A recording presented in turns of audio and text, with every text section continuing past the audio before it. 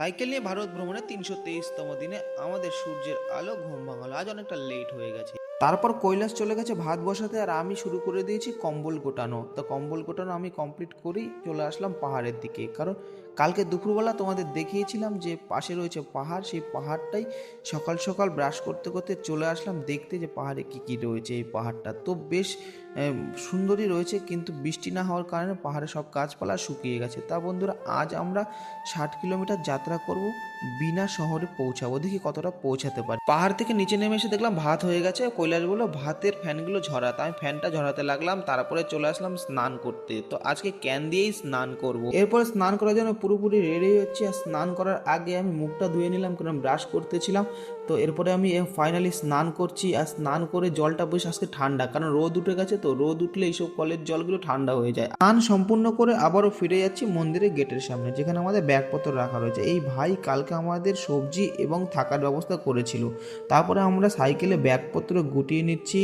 আর finally গোটানো হয়ে গেছে ব্যাগপত্র। এবার আমরা ভোজন করতে শুরু করে দিলাম, আর ভোজন করেই বেরিয়ে পড়বো। কিছু কমপ্লিট করে আবারও নেমে পড়লাম রাস্তায়। ফাঁকা রাস্তা, সূর্যের প্রচন্ড তাপ, আর আমরা দুজন ছুটে চলেছি আমাদের গন্তব্যস্থলের দিকে। 6-7 কিলোমিটার চলার পর এই ভাইদের সঙ্গে রাস্তায় দেখা। ভাইরা বললো জয় শ্রীরাম, আমরা বললাম জয় শ্রীরাম। তো দাদা ভাইদের সঙ্গে কথা বলে একটু ভালো লাগলো। তারপর আবারও কিন্তু আমরা রাইড করতে শুরু করলাম। আর এবার রাস্তার দুপাশে শুধু ফাঁকা মাঠ, আর কিচ্ছু নেই। আর ফাঁকা মাঠে রয়েছে বিভিন্ন চাষ, যেরকম গম রয়েছে, যেরকম ছোলা রয়েছে। তারপর রাস্তায় দেখতে পেলাম অনেক উট। তা উটগুলো দেখো আমাদের যাওয়ার রাস্তা বন্ধ করে দিয়েছে, লরিটাকেও আসা বন্ধ করে দিয়েছে। তারপরে চলে আসলাম পাথারিয়া বাজারে, আর পাথারিয়া বাজারে রয়েছে পুলিশ স্টেশন। তারপরে বাজারে আমরা দাঁড়িয়ে পড়লাম একটা চুরিমালার দোকানে, কারণ আমাদের একটা আয়না নিতে হবে, কারণ আমরা তিলক পড়তে প্রচন্ড অসুবিধা হয়। এই কারণে একটা আয়না নিলাম। আয়নার দাম নিল 10 টাকা। পরে চলে আসলাম একটা সবজির দোকানে, কারণ আমাদের আলু শেষ হয়ে গেছে। তাই এখান থেকে 500 গ্রাম আলু নিলাম, আর 500 গ্রাম আলুর দাম 10 টাকা। আর নিয়ে নিলাম 2 পিস বেগুন। 2 পিস বেগুনের দাম হলো 10 টাকা। আর নিয়ে নিলাম 10 টাকার কাঁচা লঙ্কা। মোট 30 টাকার বাজার নিলাম এই দোকান থেকে। আর ভাই কিন্তু এই দোকান চালা। সবকিছু নিয়ে আমার সাইকেলে রেখেছি, আর সাইকেলে এখন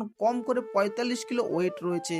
আর এই ওয়েট নিয়ে আমাকে সামনের দিকে এগিয়ে যেতে হবে। আমরা আজ যাবো বিনা শহরে। বিনা শহর এখান থেকে এখনো 34 কিলোমিটার বাকি। আর এই পথ ধরেই যাচ্ছি। আর পথের পাশে দেখতে পেলাম প্রচুর ছোলার চাষ। এই ছোলাগুলো সবই কিন্তু পেকে গেছে। অনেকক্ষণ চলতে চলতে সামনে একটা ব্রিজ পড়লো, আর ব্রিজের নিচে রয়েছে বেতবা নদী। আর এই নদী পার করে এখন আমরা সামনের দিকে যাচ্ছি।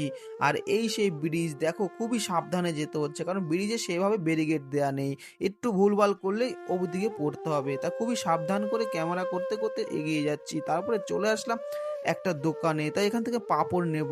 আর পাঁপড়ের দাম 10 টাকা। 50 টাকা নোট দিলাম, তো 40 টাকা ফেরত। আর এই পাঁপড়টা দিল। তারপরে চলে আসলাম এই একটা বাড়িতে। তখন বাজে 5টা 15। আর এখন এখানে আমি ভোজন করব, কারণ দুপুরের ভোজন আমাদের হয়নি। তাই আমরা বিকেলেই করছি দুপুরের ভোজন। তো এভাবেই আমাদের এই রাস্তায় চলতে হয়। তা বন্ধুরা, তোমাদের ভালোবাসা পেলে আরো সুন্দরভাবে সামনের রাস্তাটা সোজা হয়ে যাবে। তা বন্ধুরা, ভিডিওটা তোমরা দেখলে একটু শেয়ার করে দেখো, তোমাদের শেয়ারে আমাদের তো সুবিধা হয়। তারপরে আমরা কিন্তু পুরোপুরি ভাত খেতে শুরু করলাম। তা সকালেই রান্না করেছিলাম এই ভাতটা, তা কিছুটা ছিল সেই ভাত খেয়ে আবারও চলছি। আর এবার আমরা চলে আসলাম টোল গেটের সামনে। তা টোল গেটের সামনে যখন আসলাম তখন 6টা বেজে গেছে। তারপর টোল গেট পার করে সাইনবোর্ডে দেখলাম লেখা রয়েছে বিনা নদী। তার মানে আজকে আমাদের দুটো নদী পার হতে হচ্ছে। আর এই সেই বিনা নদী। বিনা নদীর ব্রিজটা বেশ ভালো, এই কারণে এখানে দাঁড়ালাম। দাঁড়িয়ে কিছুক্ষণ ফটোশুট করলাম। ফটোশুট করে আবারও বেরিয়ে পড়লাম। সারাদিন 51 কিলোমিটার সাইকেল চালানোর পর সন্ধ্যে 6টা 56 নাগাদ এসে পৌঁছে গেলাম একটা মন্দিরে। আর মন্দিরে যাওয়ার পথটা দেখো ঠিক এরকম, পাশে রয়েছে গম ক্ষেত। এখান দিয়েই যাচ্ছি। সাইকেল এখান দিয়ে সাবধানে নিতে হচ্ছে, কারণ এই রাস্তা রয়েছে প্রচণ্ড কাটা।